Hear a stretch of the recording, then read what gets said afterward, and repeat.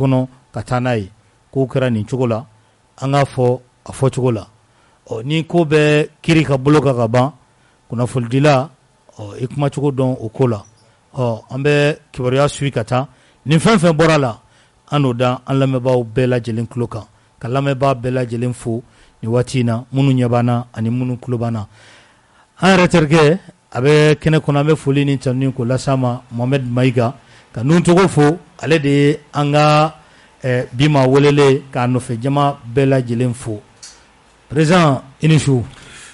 Maski fo k'i barikada maa o maa n'a b'an lamɛn maa o maa n'a sera kɛnɛ in kan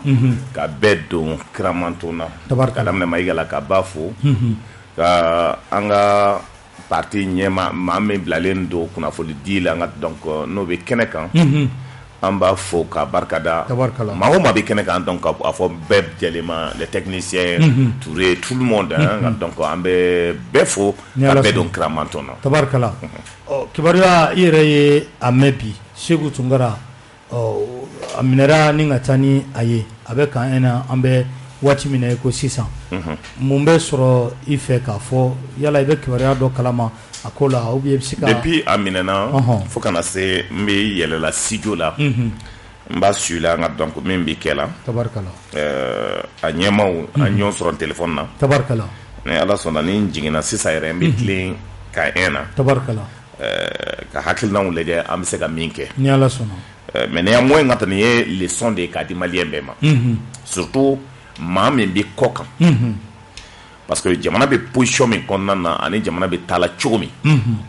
n'i ye jateminɛ kɛ vidéo ko la c'est que maliyɛnw de ta kɛra negebɔ ye musalakan t'a la dɛ maliyɛnw de ta kɛra negebɔ ye n b'o fɔ mun na parce que maaw bɛ maaw nɛni o t'a dɔn k'a fɔ don dɔw kan ka na Mali la n'i ye maa o maa nɛni Mali kɔnɔ vidéo la 100 ans enregistrelen bɛ yen n'i ye jateminɛ kɛ plainte min bɛ yen a bɛ 5 ɲɔgɔn bɔ commune wɛrɛ bɛ yen mais an bɛ solution sɔrɔ la an ka nin bɛɛ la pour que ko in ma ka da c'est vrai que kunun a dimilen a ye mɔgɔw a ye fɛn caman fɔ mais bi aussi n ka donc a bɛ militaire kelenw de supporter la o ye tiɲɛ ye o bi a bɛ yɔrɔ min n'a nana c'est que aujourd'hui a nana armée de kama donc n'o tɛ n ka taa a bɛ to ka États-Unis na parce que maa bɛ se ka dimi tuma dɔ la kuma furutulen caman b'i bɔ c'est pour cela n'i bɛ vidéo kɛ i k'a dɔn k'a fɔ i bangebaaw b'i lamɛnna i somaw b'i lamɛnna i teriw b'i lamɛnna fɛn caman b'a kɔnɔ donc leçon min don ka ta il faut que maliyɛn min bɛ kɔfɛla la o k'a faamuya vidéo dabɔra de pour que maaw kunnafoni n'o tɛ bi maa min tɛ se k'u dɔn bi n ka tɛ Mali la a ka dɔgɔ urgent don o don n ka tɛ o don n ka donc n'o y'a to yen n ka taa an tɛna urgent mais il est important que maliyɛn caman dalen b'a la bi donc baaraw bɛ kɛla cogo min ni Ala sɔnna n ka tɛ donc an na hakilinaw bɛɛ jagabɔ k'a lajɛ k'a daminɛ sanfɛ fo ka jigin solution bɛ se ka sɔrɔ a la pour que jamana bɛ se ka hakilina dɔw bɛ se ka sɔrɔ min basigi bɛ kɛ maa bɛ se ka den bɛ se ka bin a ta b'a de bolo mais o bɛɛ la an ka taa hakilisigi de baara kan ka kɛ n hakili a ka interrogatoire n ka donc o bɛ continuer n'a kan n ye dernière information min sɔrɔ n ka donc a bɛ ka nɔgɔya dɔɔni a bɛ Touré de ka bolo kan ni Ala sɔnna n ka tila min kan ka kɛ o bɛ kɛ parce que fɔ dossier ka se Touré ma fɔlɔ donc min kan ka kɛ o bɛ kɛ donc an bɛ dugawu kɛ n ka taa jusqu'à présent Ala ka jamana in basigi merci beaucoup tabarikala o b'a to ni an bɛ don an ka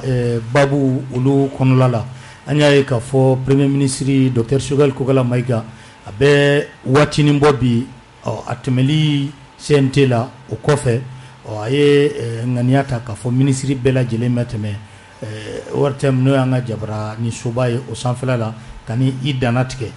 ministre minnu tɛmɛna n'a fɔra ko ka ɲɛfɔli kɛ hakili jagabɔ kɔnɔna la i ye kunnafonidila ye i ye politikima fana ye ka ni fila fara ɲɔgɔn kan o bɛ hakili jagabɔ nɔgɔya i bolo kosɛbɛ. N'i ye jateminɛ kɛ mass exercice min don démocratie ko la a ka fisa kosɛbɛ. Tabarikala. Il est important que kuma caman bɛ kɛ ɲangili bɛ fara n ka donc a bɛ ye n ka taa Choguel de fan fɛ parce que toujours gɛlɛya o gɛlɛya kɛra Choguel de yelen don ale de premier ministre. Donc il est important que dans l'exercice contrôle bɛ na kɛ cogo min ministre bɛɛ ka bɔ i ye jamana sɔrɔ bolo jumɛn kan mun de kɛra e ka waati la gɛlɛya jumɛn de kɛra pour que i ka se k'a bɔ k'a fɔ maliyɛnw ye baara bɛ kɛla yɔrɔ jumɛn. Donc n'o kɛra maa kelen bɛɛ bɛ passer i ka examen de la examen don dɛ. Examen don parce que min don c'est que ni hakili b'a la k'a fɔ n ka taa renouvellement bɛna kɛ. O bɛ kɛ dɛ. O bɛ kɛ n ka o ye wajibi ye. O ye wajibi ye ni wajibi don c'est que maliyɛndenw b'a dɔn e ye ministre siya jumɛn e sera ka mun kɛ e ka kuma n ka taa donc est ce que n ka taa a bɛ kala kari wa hakilina min b'i la est ce que tu es convaincant personnalité min b'i la est ce que a kan ka kalifa i la donc ni exercice siya c'est une très bonne chose pour la République ni waati min na n bɛ kuma n ka taa je crois que ministre de transport kan ka tɛmɛ ni waati in na n'an ye jateminɛ kɛ n ka donc maa tamani tɛmɛna ministre fɔlɔ min tɛmɛna n'o ye ministre de l'économie ye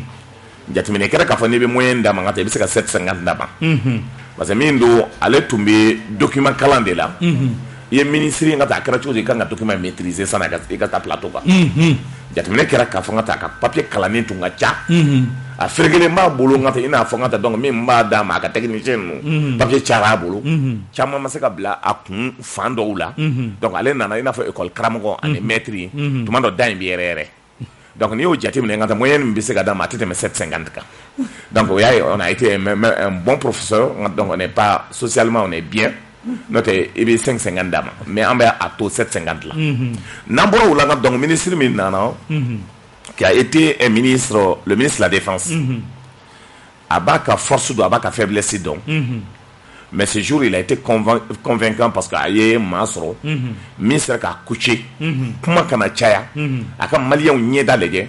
kuma min kan ka fɔ avec peu donc de moyens et de franchise a ka se k'a fɔ hakilina sigi kɔnɔna na k'a ɲɛ boso mɔgɔw la ka kuma fɔ n ka taa donc avec froideur pour que mɔgɔ k'a dɔn k'a fɔ n ka taa il maîtrise un peu son dossier ale a ka examen na n ka taa donc n'i bɛ se ka moyen d'a ma i bɛ se ka 8 d'a ma parce que il est au moins c'est un peu convaincant a sera ka maliyɛnw hakili sigi en termes de sécurité en termes de aujourd'hui défense baara min bɛ kɛ la donc ça peut donc rassurer un peu le peuple malien sur l'étendue du territoire national donc i bɛ 8 d'a ma n'a bɔra yen n ka taa donc an ye ministre wɛrɛ jumɛn ministre de développement rural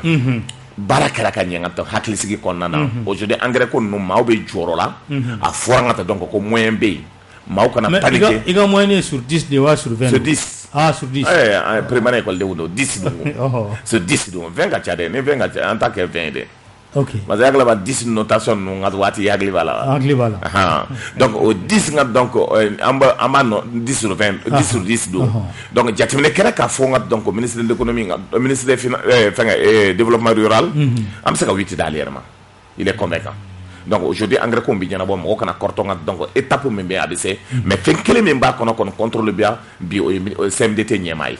il faut que ale ka tilen fali kan a k'a dɔn parce que n ye Hasimi somɔgɔ ye min ka di ye ko n b'a kɛ o tɛ bɛn a kɔnɔna na. Hasimi somɔgɔ don wa. k'o ka dugu bɛɛ taara kasi n ka taa donc pour que k'a to yen. n'an n'o lamɛn. ok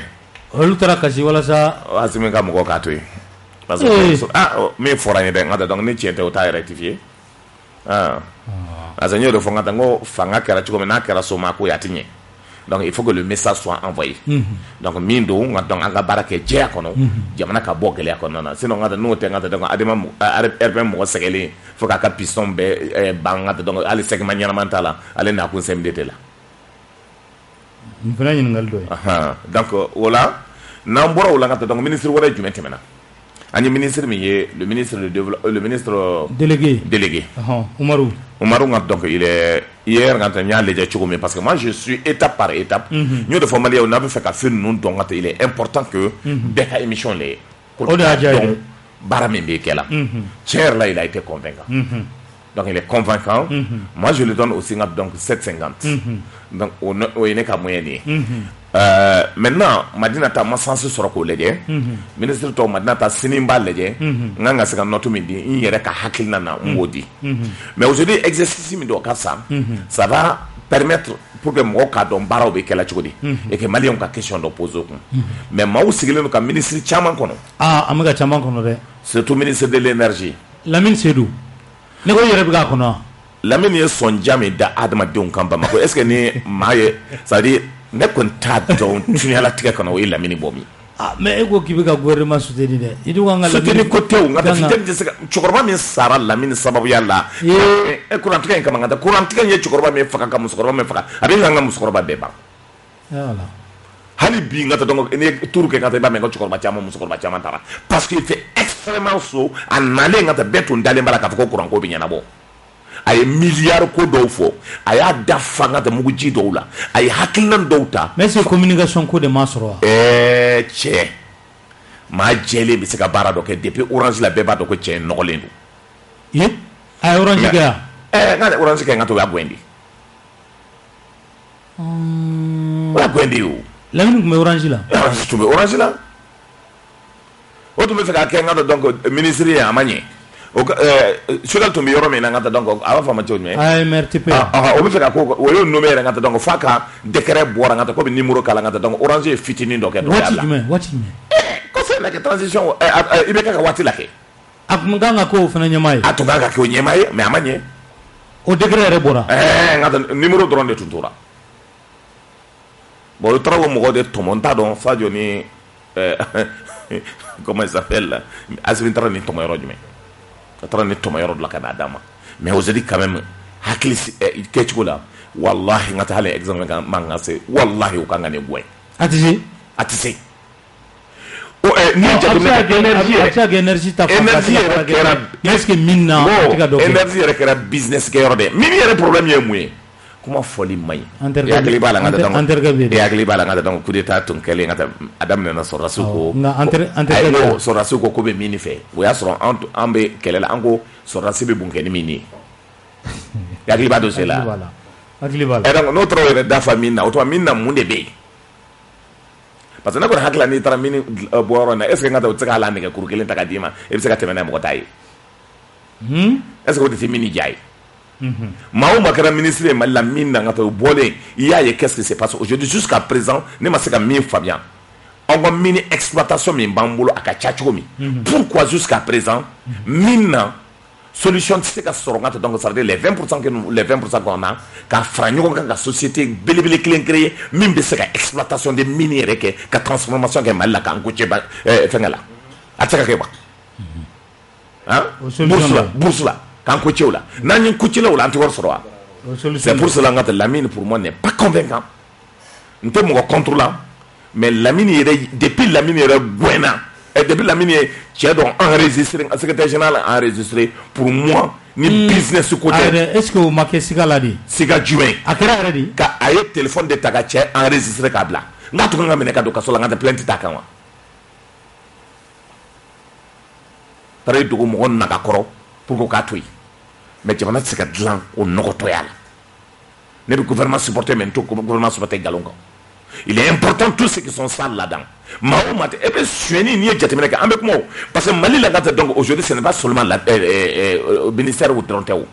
nan do na commerçant ka yor la bombici parce que Mali là aujourd'hui tu trouves que il y a des groupes de commerçants hale douane directeur bi nommé au dabala. Allez, commerçant dans la quête douane directeur. Mais je te dis, Mali problème il y a deux. Regarde ce qui se passe quand donc hale anyokuma ke ngata donc so ferela en wati. Anyokuma ke. So me ferela ngata Johnny Yassan. Qui sont les commerçants qui ont acheté?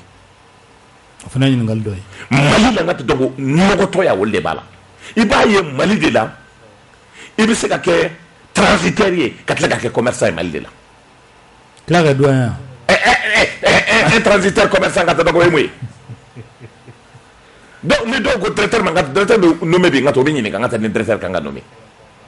o commerçant be ya o commerçant ga ni douane directeur be nommé o bani o boni ka parce que tellement ka business ka bo donc ni jamana jingali ke ngata donc ça pose problème aujourd'hui mais n'ambe fait ne be ka yelema il est important que Mali konnana à chaque secteur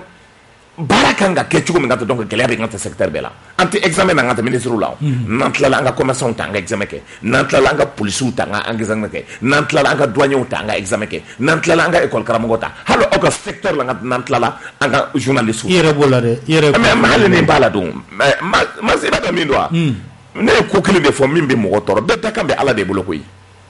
adama denga ikake halalai ma ko rijit se yorobela ni farbe to ko fo bi yere nen gelabi yoro tant que namase ko de boy il y a un moment donné prenons la justice ma ba ko nya du ngata adaka ko confiant de ato nya du mais jusqu'à présent ngata au situation ngata donc oyo ke ngata fe ngore depuis ngata donc aussi anya ye ka jogo bora ka kuma ka fanga ka songe bora ka kuma ka fanga ta ko mo do kanga interpeller fonctionnaire do zoé yentem pana yo ka déclaration après mais comme on ne se la ka kuma ka ben ça c'est ah o benatuni o tarabe o yo nyini ka kol tun dimileno ko tun dimileno muna jongro mbadon ko tun dimileno min fenete c'est-à-dire min te jomgo wa klife ko so be de ma chaman ko ni be ambe domine ko bi olu be fanga buruja la fada o do fene be olu ba deme est-ce que fanga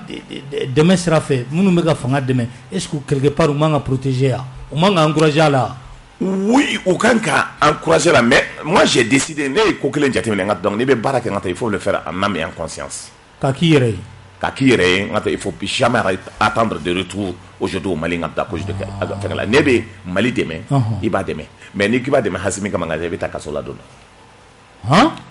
depuis ni ko don jusqu'à présent ne be mo demain c'est par conviction que mi demain nous sonne lui mi demain mais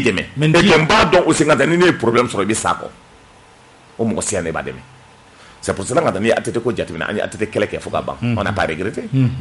ni jigila tigɛ kɔnɔ a tɛ de bi jigin nɔfɛ n ye sumala ko kɛlɛ ka ban fo ka ban ni tɛgɛ bɛ kɔlɔn kɔnɔ nka sumala b'a tɛgɛ de nɔfɛ o de danbe ni hɔrɔnya ye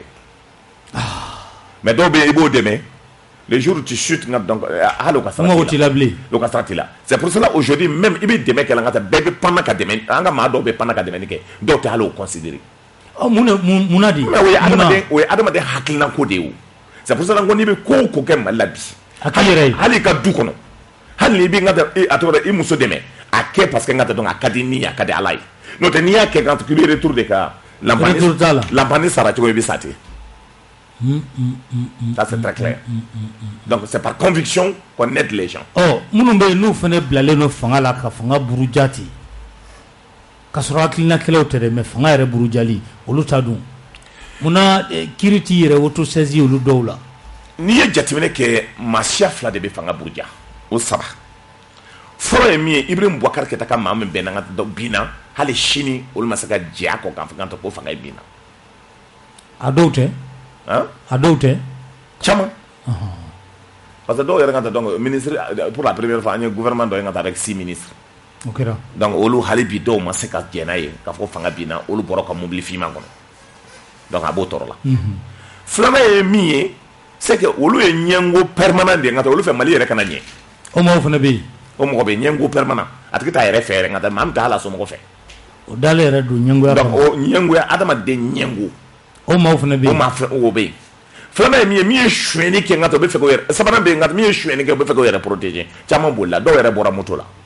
a kuma ye tiɲɛ de ya ok dɔw bɛ taa la hali bi o ma na o y'a fɔ k'o tɛ bɔ n ka taa o ye Kassim dɔgɔya télé ni radio la après n ka taa o tilala ka tunu olu bɛ ka kumabaw fɔ dɛ k'u to jamana o bɛ kumaba fɔ o b'a kɛ jamana kɔnɔ n'o dalen bɛ ka caya la o ka na yan kɛ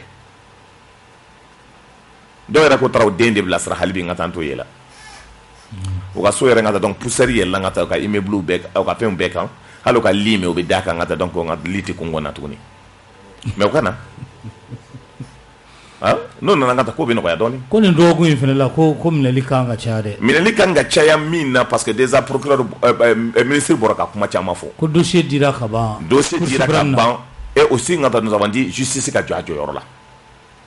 il est important que aussi nga donc jatemine kera ka fo atina mais changement chama bi ke justice la lisi bibolo liste timbolo me ngata donc kuma chama fora ngata donc ambora min kalama mawo mani tego de la ka soro nokoto ya kula ngata donc etino metuni ya makoya a été nommé makoya na be bla be la ka ta fo nord la ou be tanga donc fo on fait bankas fan fait ngata gele abi yoro me bitay majumena furba barakelaw la non kadamna juju la folo juju ouais parce que mindo jamana gele ye mi ngata justice kodo il faut que les juges libèrent le pays. Il faut que justice soit bien que les gens se retrouvent donc au Mali. Outrage condamnable là. Outrage à magistrat machita neni memindo ala yanga fanga de taka kalfa ka do maka malfa mo do mangata même bo garder kana folo do mangata donc no ska justice ke. Donc le peuple malien doit être fier de sa justice comme le peuple malien aujourd'hui wa kulela ka armée na chomi. Ni ni surtout flanya na bora armée de sécurité armée de justice mali be ka jo ngata keneka.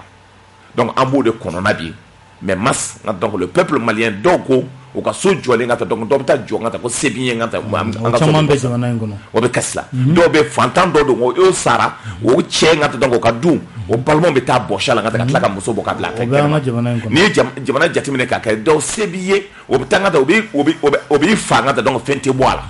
do be ngata biti daki kantike fente boala anye mawu ngata donc ibrahim bokar ka watla ngata ka ta muso ka ta mo kantike fana c'est joli donc hal shini ngata donc amadon or mo do to cité là parce que salfo ngata hal mo do cité ngata ko mo mo foka mais ngata o manyine ka hal tlekle donc il be jatimine ka lede jamana se ka bo gele do konane il faut que juge do ko être sacrifié.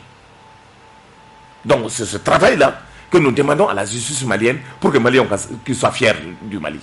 Au Barat Sekake, il faut que les hommes d'honneur, les hommes qui croient à la République, au Kabouli Kadjo, nous la Kadjo, la solution sur le Jamana Kondana. Tabarkala. Oh, Amitanye fait, Akola. Ulika Kadjo Mimbe Senabi, Anga armée fait. Yala, Moumiseka fi Ifeala. Il y a chance sur Kabarake. Moi, je me considère comme soldat. Okay.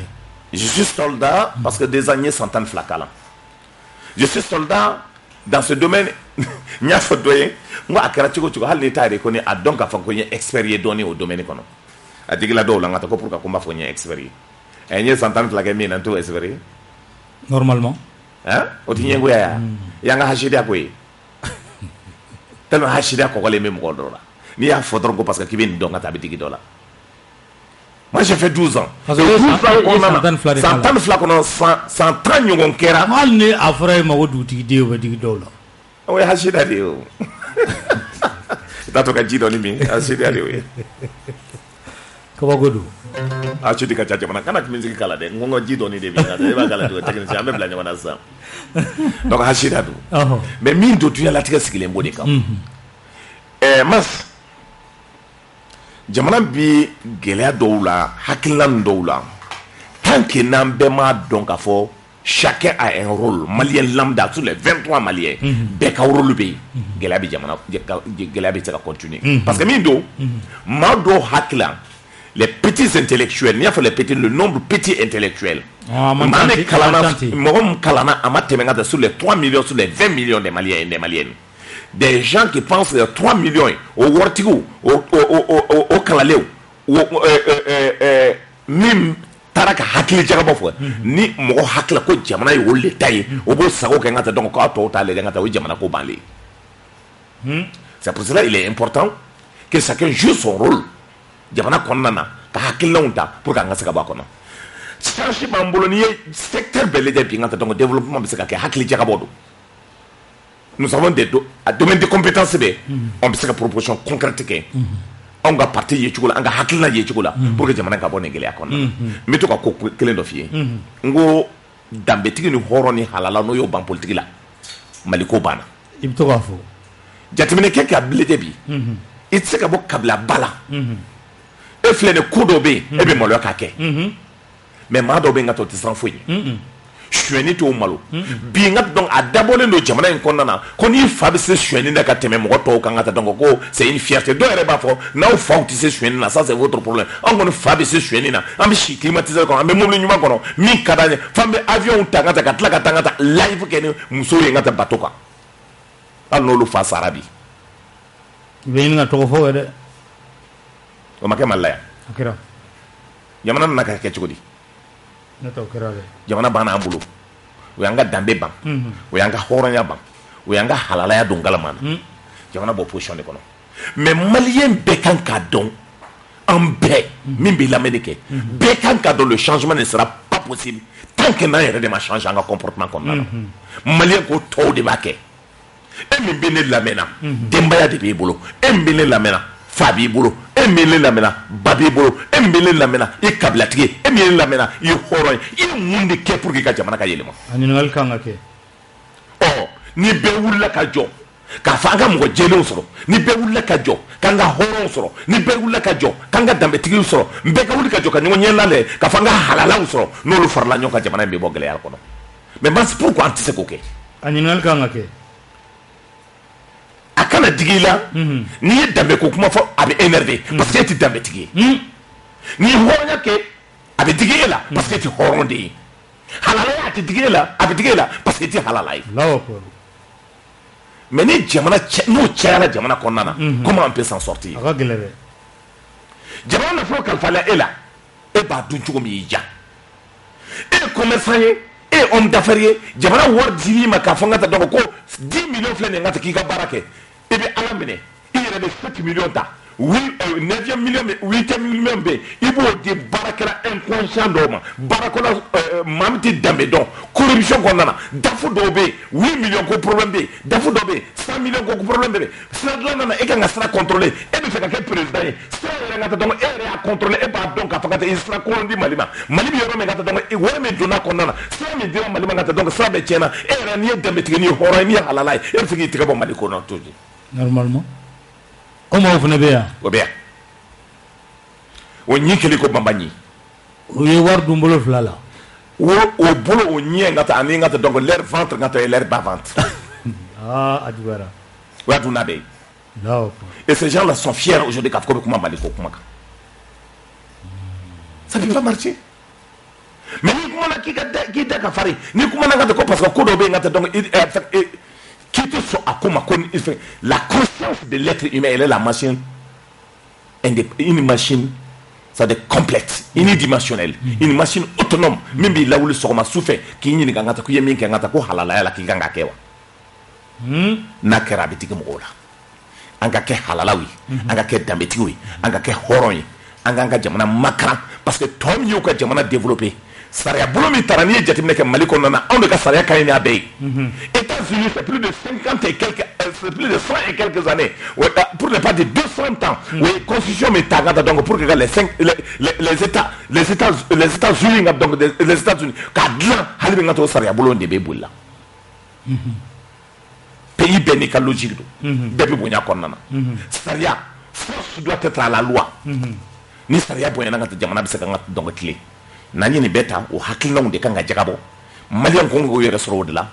an kan ka baara kɛ n'o hakilinaw de pour que jamana ka se ka basigi mais ni secteur o secteur ta Mali la bi problème b'a kɔnɔna na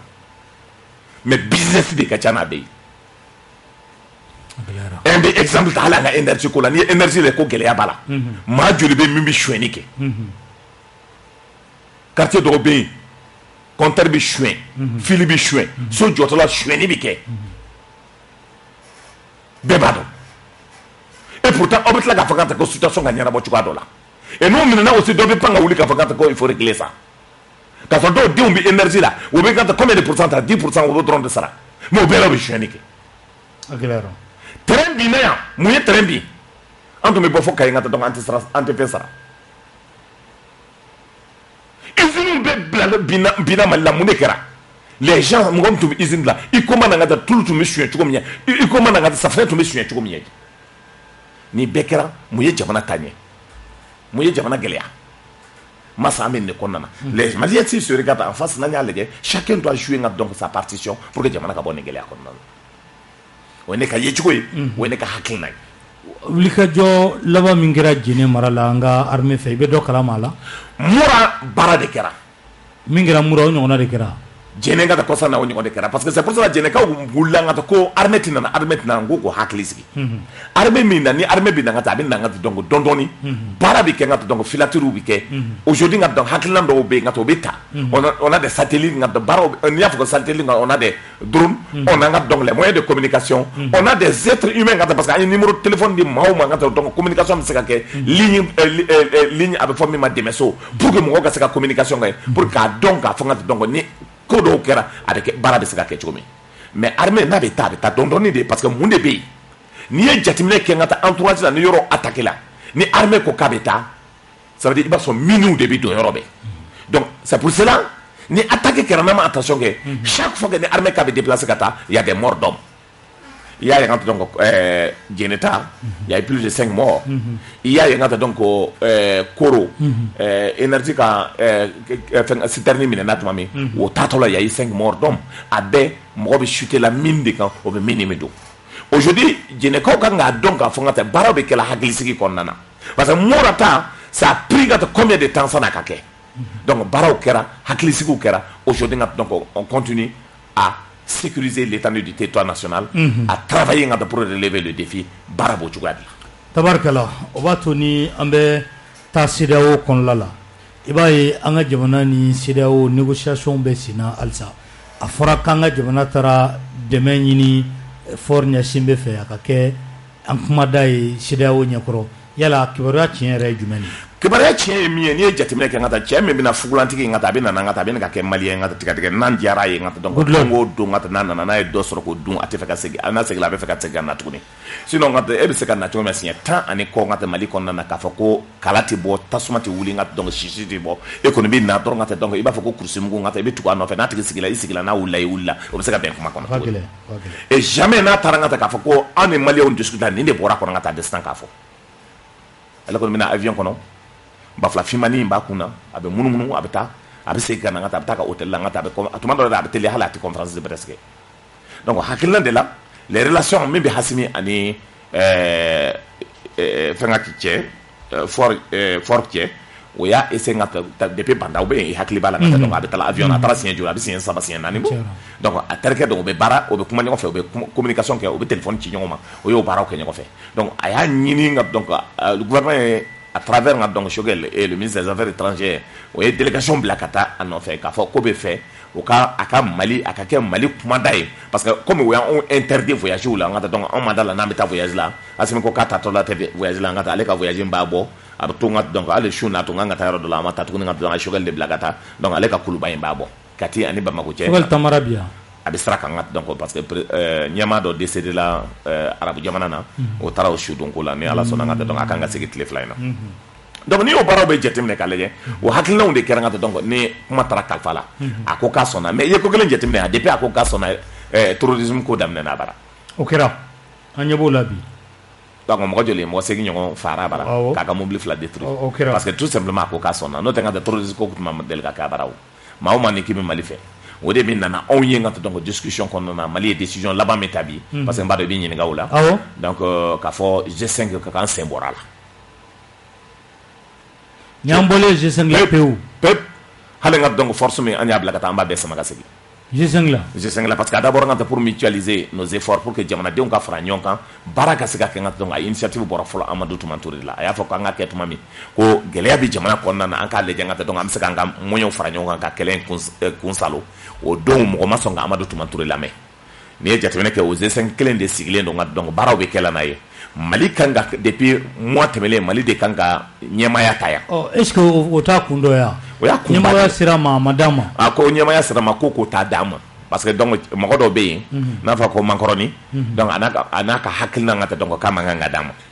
donc tchadien nous ngata donc ambo fo la population tchadienne parce que tout le monde est d'accord avec le Mali wolo bora kunu ngata ka kunu ni kuna seni ngata donc tangmamba ke ngata mi France ka symbole ka be kari ango ma France ka symbole kari donc katla ka ngata donc ka station ne fencha ngata ko tien et ngata le symbole même ngata donc de au français kele mi ngata donc monument mi jolen o yo chikaboy donc ni be bi ira ka fo ngata donc parce que o be France ka jonya la ale coup d'état ke ngata donc ale fa ka mi gara mami ya fa ka zuka président Amadon konna nangata donc on le considère comme des princes olu ka waati yɛrɛ tɛ fɔ élection kan ka kɛ waati min aujourd'hui population de bɛ wuli la donc o mɔgɔ baara min kɛra G5 la k'a fɔ normalement réunion tun kan ka kɛ Bamako yan n'o réunion kɛra Bamako même le budget 2022 nga ta ma adopté halibi donc hakilina nu G5 kɔnɔna na e ko nin ta a G5 ko yɛrɛ an kɔni bɔra la an bɔra la a kɛra G4 a kɛra G4 o ka continuer a laban kɛ G2 donc maintenant an kɔni bɔra la carrément bi an y'o notifié nga donc ni ala sɔnna dès demain dès lundi lettre kan ka taa fɔ ɲɛmaaw ye nga ta k'a fɔ an bɔra la an sen tala bi an bolo tala bi an ka mɔgɔ b'a la a fɔra file fiyɛla ko bɛɛ k'i ka ka kasaw kuru bɛɛ k'i ka tenni kuru nga donc bɛɛ ka don so a fɔ ni kɔlɔlɔ dɔ tɛ se ka s'an ma adamaden dunyalatigɛ i bɛ fɛn o fɛn kan ka ta i bɛ sa don dɔ donc maa bɛ sɔn saya ɲɛ ka dɔ jɔrɔ wa n'i nana dunyalatigɛ kɔnɔ kamalen kɔrɔ kɔni ka ta kan k'i yɛrɛ préparer de n'i y'a ye ko n ka ta k'i bɛ dan ka ta ko fɛn tɛ k'i la o ye fugariya de ye fugari n ka ta donc o bɛ sɔn fɛn bɛɛ ma donc fugari bɛ sɔn fɛn bɛɛ ma donc min don ni danbe b'i la ni hɔrɔnya b'i la i tɛ sɔn ko dɔw ma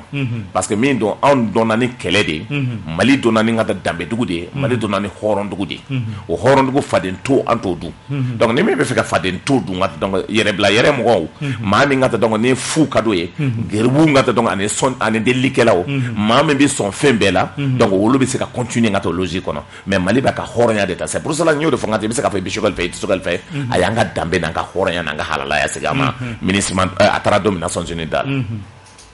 tabarikala G5 nin ye an bɔlen o kɔnɔ an bɔra pep e ko an laban tɛ bɔ CEDEAO fana kɔnɔ an bɛ sira min kan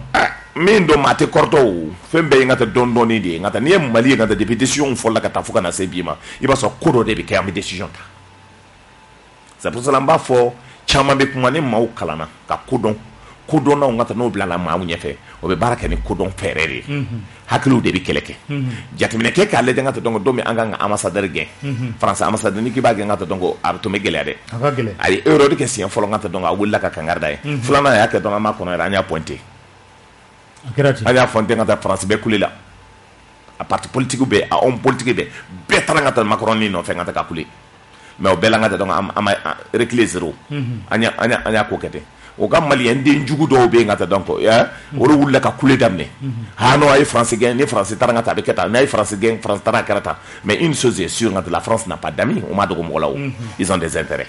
donc intérêt b'o de exploiter la an tor'o la armée ko la ka ta denmisɛnninw fɔlɔ ka kule ka ta donc an y'o de fɔ an ko aw k'aw hakili sigi le moment où donc baaraw bɛ kɛla fɛn bɛɛ prépare la ka ban a fɔra k'a fɔ ka donc réforme min kan ka kɛ n'o ye accord min signé en 2013 et plus en 2014 nka donc n'o ye accord de défense ye plus ka donc en 2020 nka donc n'o ye nka donc takuba nka ni Union européenne kan ka na cogo min o baaraw bɛɛ ka tɛ yeli kɛra la hakilinaw taara la donc o y'a sɔn ka ta donc baaraw daminɛna an y'an t'o de la de 2 mai nka donc le ministre des affaires étrangères a ye ambassade wele nka ta k'a notifié o ye nka ta k'a fɔ k'a ye violation min kɛ Mali kɔnɔna na plus de 50 fois nka donc a y'an ka espace violé cogo min ani o ye gosi ko laban min kɛ donc ça nous a permis encore ka plomb filanan turu o kɔ la donc an ye plomb turu ka ta k'o gɛn ka donc k'a fɔ k'u ka minɛ ta ka taa donc sabanan ye jumɛn ye sisan ka ta donc G5 na parce que olu de b'o kɔ CEDEAO olu de b'o kɔ donc n'i ye hakili b'a la i moyen ka donc jugement kɛra k'a fɔ ka donc an ye baara min kɛ ka donc an ka sariya kan ka to ka donc an ka compte dayɛlɛ ko t'a dayɛlɛ an b'o kɛlɛ de la une chose est sûre a fɔra hɔrɔndenw de ye a fɔra danbetigiw de a fɔra halala de u ka t'o faso kɔ u ka t'o faso parce que faso kɛlɛ lahara i tɛ saratu tigɛ i bɛ ɲininka i ye mun de k'i faso ye donc danbe ni hɔrɔndenw de bɛ kɛlɛ kɛ mais maa maa tɛ se ka don bulon kɔnɔ o t'o kɛlɛ kɛ dɛ den min tɛ se ka don bulon kɔnɔ o t'o kɛlɛ kɛ den min t'a yɛrɛ woloba bonya i tɛ se k'a kɛlɛ kɛ u bɛɛ min tɛ i fa bonya nka tɛ i tɛ se k'a kɛlɛ kɛ baraka bɛ sɔrɔ nka tɛ dabara tɛ baraka bɛ sɔrɔ ye cogo de la tabarikala Choguel kɔni ko CNT ɲɛkɔrɔ ko an tɛ tɛmɛ 24 kan n'o ye kalo 24 ye ko Mali y'a ka décision ta fort dun ka discussion kɔnɔna la 16 mois bɛ ka fɔ 18 mois bɛ ka fɔ 20 mois yɛrɛ bɛ ka fɔ politique ye négociation de ye politique ye négociation le débat politique c'est la négociation il faut que mɔgɔw de k'o faamuya min don i bɛ objectif dɔ de ɲini pour que ko dɔw ka évoluer mais min ma ka kalan ma se o yɔrɔ la o t'a faamuya ni hakili b'a la n ka taa à un moment donné je ne suis pas là pour me justifier donc denmisɛnninw nana n ka taa donc k'a fɔ an ye kɛlɛ kɛ n ka taa donc pour que n ka to ni M5 ka baara kɛ ɲɔgɔn fɛ o taara Musa Tarawele nɔfɛ Ala ka hinɛ la o ko a kana M5 bila o taara n ka donc Amadu Tumani fɛ o ko ko ka na M5 bila fo ye chronogramme yɛrɛ dɔ kɛ k'a d'o ma denmisɛnninw y'o to o ja la ka ban ka M5 rencontrer ka Ala minɛ yɛrɛ n ka donc parce que dɔw ba tun ye adama ye dɔw somɔgɔw tun ye n ka RPM ye ka a ɲini k'a fɔ n ka ko bɛ M5 yɛrɛ bɔ kɛlɛ la o y'a sɔrɔ an yɛrɛ ye meeting kɛ k'o reçoit ka tɛgɛrɛ f'u ye n ka k'a fɔ ko ɲɔgɔn tɛ yen mais denmisɛnninw y'a kɛ dogodogo ye an dɔgɔninw an ye ɲɔgɔn sɔrɔ n ka palais de congrès la n y'a f'u ye o don ko juin don o ma deli ka décision ta o ma deli ka commandement kɛ o t'a dɔn ne ye surasi kan ye dɛ juin c'est les adjoints un adjoint c'est un juin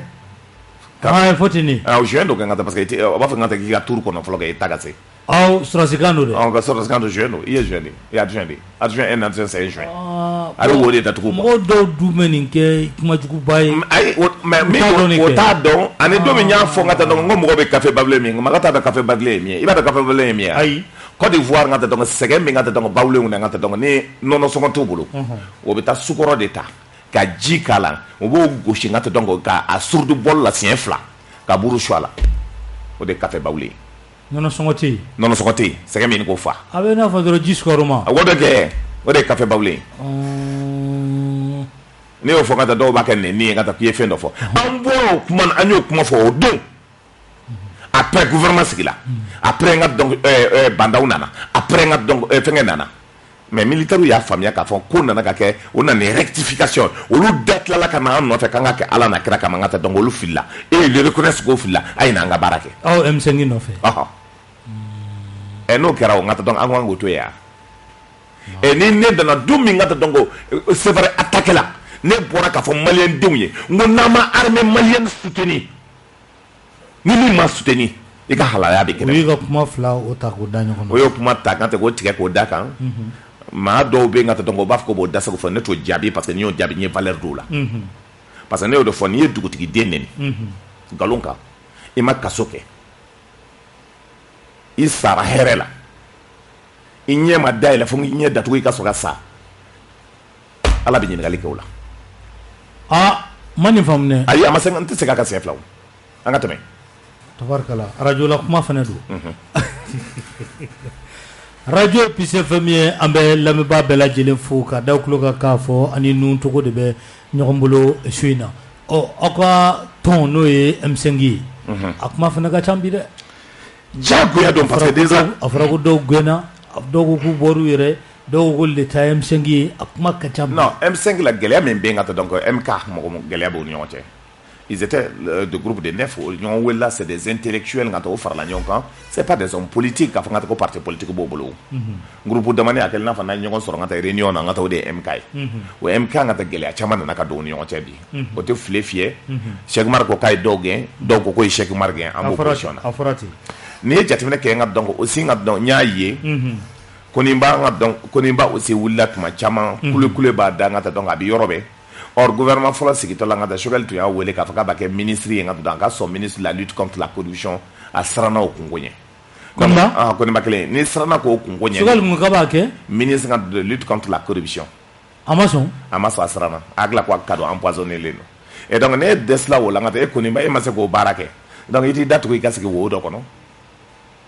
mɔgɔ caman wɛrɛ tɔw bɛ yen ka taa donc olu bɛ kɛlɛ la ko mouvement démocratique ko ni kɛlɛ kɛra par ci par là j'ai dit n ka taa mouvement démocratique mɔgɔ si tɛ se k'a fɔ ko ye mouvement démocratique ka tɛmɛ ne nun tɔgɔ kan non e kɔni tiɲɛ yɛrɛ la cɛla dɔ ka tigɛ kɔrɔ la ne y'o bɛɛ ye yan dɔw bɛ hali nɛgɛso tun t'o bolo yan mais bi i b'a sɔrɔ villa 5 b'o bolo i y'a bɔ min dɔw muso kɛra ministre ye tuma min ka taa o tun tɛ kule n ka taa o bɛ wo ci la n ka taa muso kɛra ministre o ye ko dabila olu yɛrɛ kɛra ministre o y'a dabila n'o bɔra mobili finmani in kɔnɔ bana b'o minɛ jamana bɛ se ka gérer o kɔnɔna na tan mais ni dɔw kan ka marché ɲini n'o ma marché sɔrɔ o bɛ kule mais aujourd'hui je dis jamana bɛ position min kɔnɔ bi n'i k'i bɛ segin ni jamana ye kɔfɛla la i y'a dabɔ n ka taa donc ka fantanw de tɔɔrɔ n'o tɛ fantanw bɛ mun sɔrɔ a la n ka taa donc ni jateminɛ kɛra kɔnɔna na yɛrɛ ka taa bankasi koro n ka dɔn sa o bɛ nin ka sa don o don n ka taa o bɛ attaqué la mais bi o bɛ min nɔfɛ ka taa donc au moins n ka taa o bɛ se ka n ka taa sunɔgɔ ka wuli attaqué nɔgɔya la tabarikala o ye hakilina dɔw ye donc c'est pour cela je dis an ka ministre bɛɛ su n'an sera n ka taa question bɛ poser n ka taa an b'a lajɛ n ka taa hakilina min kan ka taa ni Ala sɔnna ma Bamako Conakry a sira bɛ ka jɛ dɛ a bɛ jɛ la parce que ne yɛrɛ taara mission 2 la a la bɛɛ la i taara mission fɔlɔ on donc an taara président n'o ye Guinée président ye dɔw b'a fɔ ko n taara sira jumɛn fɛ n ka parce que n bɛ commerçants dɛmɛ k'u ka baara kɛ n'o b'a fɔ min ma ne k'i don gouvernement na n'i tɛ sɔn gouvernement ka nomination na mais ni privé ta kɛra ne bɛ se k'o dɛmɛ n'o ye commerçant ye n ka donc n'i bɛ maliden a ko la n ka taa i bɛ se k'i sen k'a la donc ne ye n sen k'a la o de la. i taara o sira de fɛ. n taara o sira de fɛ les chargeurs. donc an taara le président guinéen a ye consigne di siraw bɛ dilanna bi n ka taa ils sont avancés o bɛ expanseurs dilanna ils sont beaucoup avancés bi sira in yɛrɛ kɛlen ka taa donc sira in bɛ bolila kosɛbɛ. Maliens bɛ taa Mali Guinée ka taa sira in bɛ bolila kosɛbɛ baaraw daminɛna. Kɔsa na nga ta aussi n'i y'a jateminɛ nga ta an taara an ka tonne plus de combien de 1000 tonnes nga donc de coton fil an y'o bila ka taa an taara ni dɔw ye nga donc pour que fɛn ka fan fɛ ani relation min ba anw ni Guinée cɛ bi hakilisigi don il y a 4 millions de carburant nga ta donc a bɔra l'autre jour Guinée a kɛra n'i ye jateminɛ k'o kɔnɔna ta dɛ o ko an bɛ fɛ ka dumuni min kɛ nga ta ko ni gɛlɛya b'an kan dumuni o dumuni n'a bɛ fɔ k'u ka réserve don ils sont prêts k'u ka réserve d'an ma Guinée ni raison d'état de ngata manga nga fo me mba fo ngata ka me Guinée ko ti Guinée ko ga réserve o ba dama anga mara dumuni min bu ga Guinée la geleya ba ona ande sana ka dumuni soro ka malo soro o bu ka malo to ta ka dama Guinée ko ti Guinée sa anga ta soro arsa ka te me ba atete mo ko ça de mboro kele me be nene e terier mboro fla be ne ka soko nana ne be kele nduna be kele ta ka dima e ga wari ndia ne be ta do sayi arsa tɛmɛ quoi c'est pour cela ngata donc an taara muso furu Guinée an b'a ɲini aw tɔw bɛɛ fɛ n ka taa e ta muso furu Guinée o ka sa a ko filɛ sa intégration tɛ intégration don donc n'a y'a gɛlɛya ne bolo ne bɛ taa dalu bɛ bolo n'o tɛ tɔw bolo a ma nɔgɔ dɛ mais adamadenya ta Sékou Touré de m'a fɔ ani Modibo tabarikala a tɛ taa muso furu Guinée i ye kunnafonidila ye kunnafonidilaw ni jamana ɲɛmaa cɛ bi kɛrɛnkɛrɛnnenya la premier ministre primature a gɛlɛya ka bon ka kɛ aki ka sira ye i bɛ se ka mun de fɔ a la gɛlɛya min kɛra ne dɔgɔnin n ka donc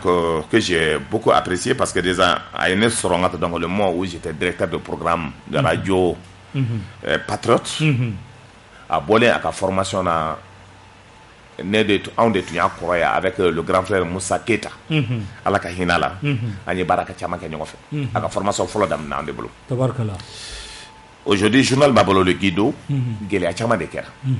mais pour moi dans ces derniers temps a dusu y'a kɛ n y'a ye radio dɔw kan kuma dɔw fɔra ni dimina cogo cogo n'i ye kuma dɔw fɔ n ka taa donc n'i ma attention kɛ n ka taa donc a bɛ affaibli o dimi kɔnɔna na aussi a ko k'ale démission na ka bɔ ASAP ɲɛmaya la ko carte presse min b'a bolo a t'a utiliser tuguni pour moi o ye dimi ka baara ye mais ne ye fɛn kelen fɔ diɲɛlatigɛ kɔnɔ n ko maa dakan ye min ye i b'a sɔrɔ ko dɔ bɛ yen n ka taa donc a ka di ye c'est vrai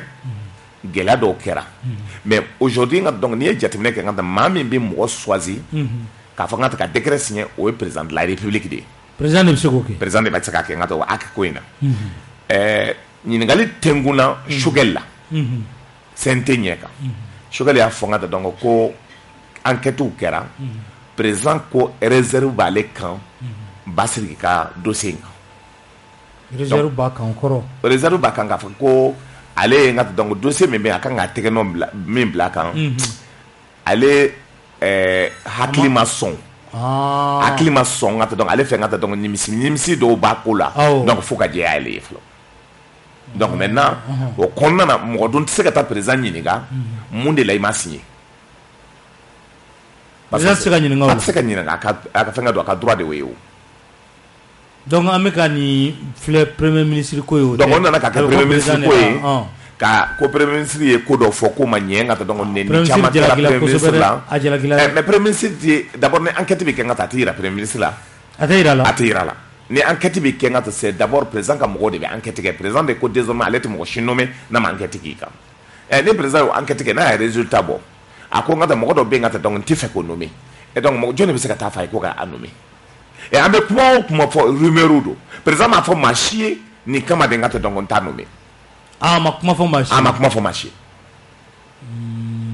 mais maintenant comme Basiriki delila ka taa jugement na a delila ka n ka taa donc ko dɔ kɛra a kun kan prison bɔra la a blanchila o la ale ka kuma kɔnɔ est ce que o don wa parce que donc ale juger la fɛn t'ale kɔ mais président ma fɔ ma si n ka taa ko min don donc o kɔnɔna na ni presse bɛɛ nana ko diyagoya n ka taa donc k'a fɔ n ka taa ka Baseku de kan ka taa donc o ye gɛlɛya ye parce que mɔgɔ si tɛ se ka président tigɛ tɔnɔ min k'a bila a kɔ kan premier ministre kɔni ta ye n ka taa min ye n ka taa donc ale kɔni y'a ta de sɔrɔ a la mais c'est même normal parce que le premier ministre est toujours visible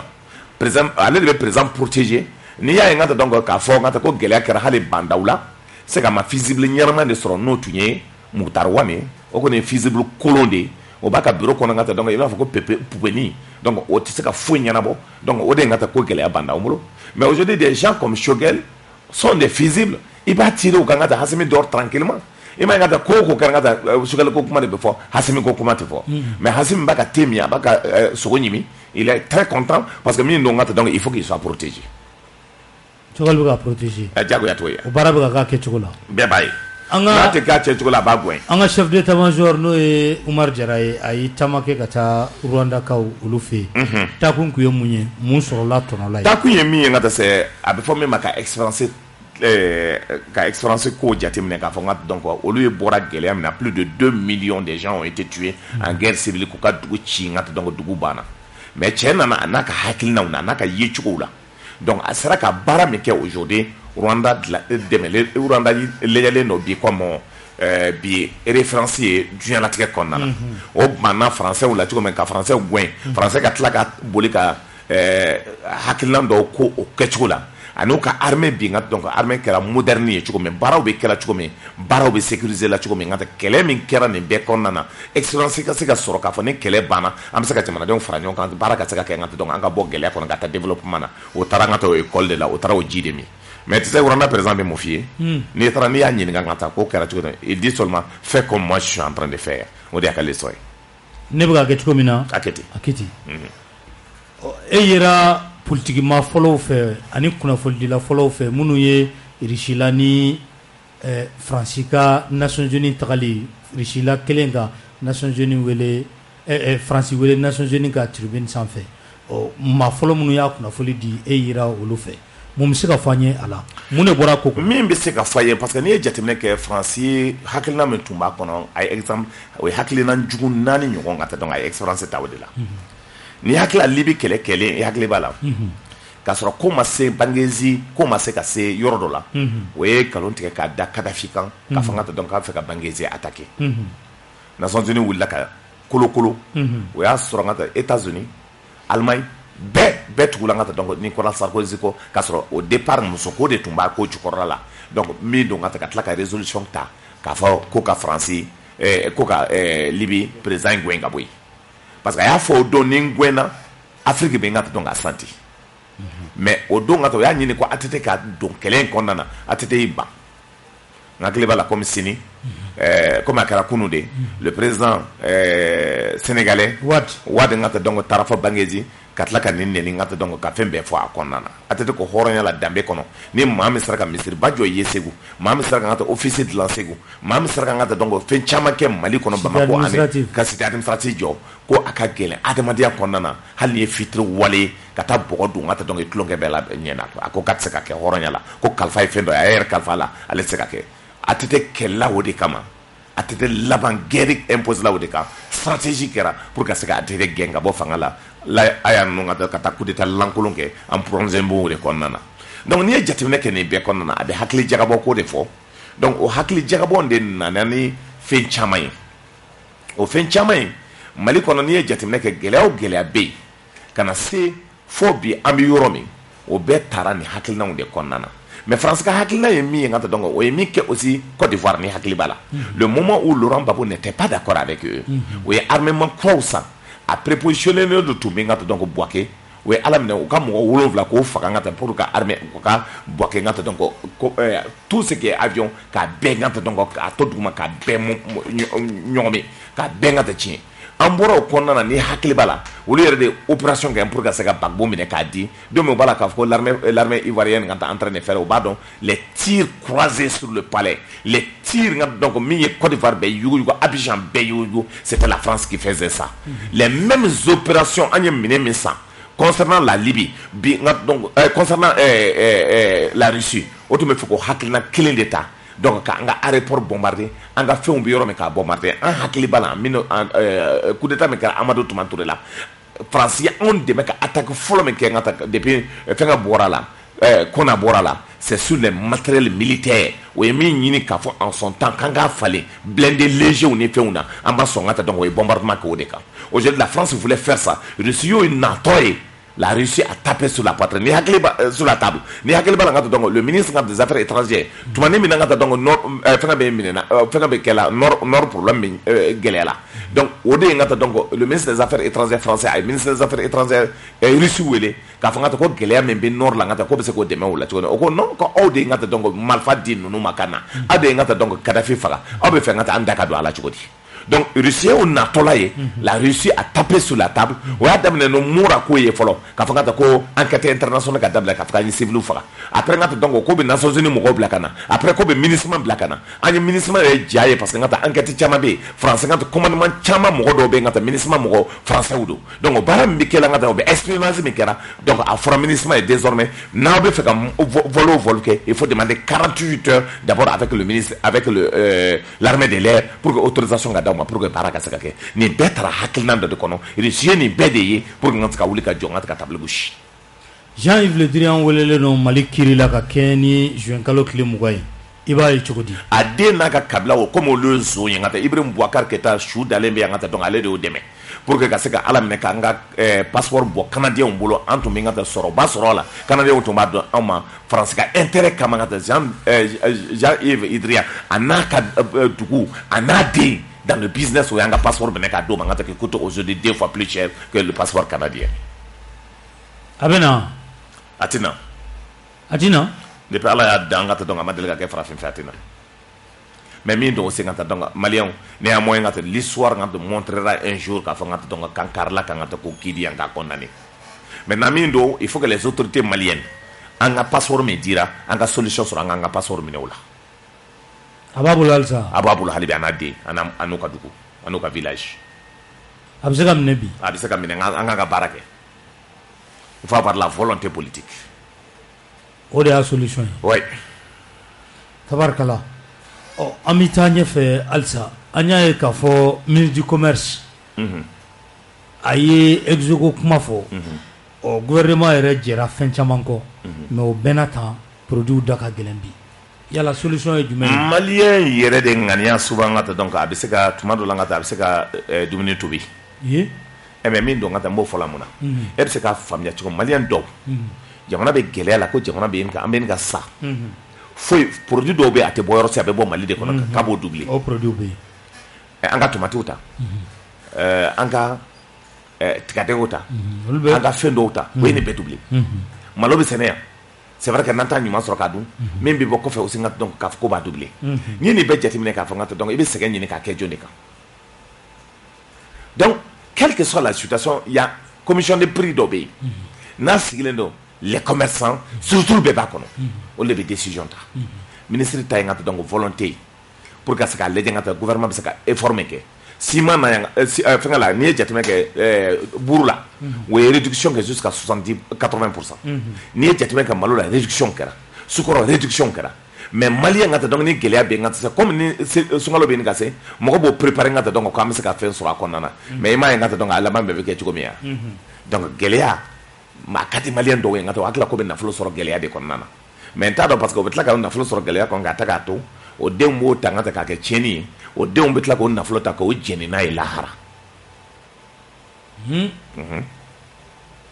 tabarkala do farla transport fene kane gouvernement sigle nyana transport la ni jatimne ke ngata donc nya nyini ka nye donc ngata ngomu de kera concrètement parce que ni jatimne ke commission fenga do be ngata be formi ma surtout do be CMT ne oye transporteur Mali transporteur be nyemay donc au lieu de charger les lots ka transport ke mais au lieu ya nyini depuis folo ngata do ka se ka fraka mais transport farala do secteur do kan yor do kan sra do kan do ama fara sra do kan mais ce qu'il faut quand même dire aujourd'hui qu'on reconnaît ou qu'on ne reconnaît pas béni jetemne que essence ni 20 000 francs de kib gasoil ta tu n'as que 26 litres ya famia donc essence sont galère la consommer et au maquet Mali drone là c'est sur le plan international dugu dɔw bɛ yen ka donc aujourd'hui c'est 1000 francs n'i y'o bɛɛ jateminɛ k'a lajɛ forcément ni essence sɔngɔ yɛlɛla c'est que ka donc transport sɔngɔ bɛ yɛlɛ n'i ma sɔn o ma aussi ka tɛ tiɲɛ fɛ donc o kɔnɔna de la mais a yɛlɛla cogo di mais a kɛra moyen de il est bon que aw ka document ɲini k'a sɔrɔ yɔrɔ dɔw bɛ yen coin dɔw bɛ yen ka taa dɔrɔmɛ ma fara kan mais coin dɔw bɛ yen min ka jan dɔrɔmɛ 5 farala kan non k'a miiri k'a fɔ ka quartier bɛɛ dilan ko dɔrɔmɛ 5 farala kan non ce n'est pas comme ça donc quartier dɔw bɛ yen ka taa Bamako ka tɛ fɛn ma fara kan mais est-ce que o kibaruya dira a cogo la a bɛ yen c'est pour ça que j'ai dit an m'a ɲɛɲini ouais a y'a ɲɛɲini ka taa donc u ka yɔrɔ filɛ nin ye ka taa hippodrome na a b'a bila ka taa banni de ye a ɲɛmaa ye donc ils vont vous donner l'information le ministère n'a fait que souvent avec moi mais le ministère n'a fait que signer le document pour coordonner parce que réunion de B, il y a un conseil technique qui a présidé la réunion, M. Maïga, donc Barakera au Konadela. Donc, gratini. Oui. Yorodoula, Fouima Fraga. Yorodoula, Fouima Fraga. Amebo, Mro Nietzsche.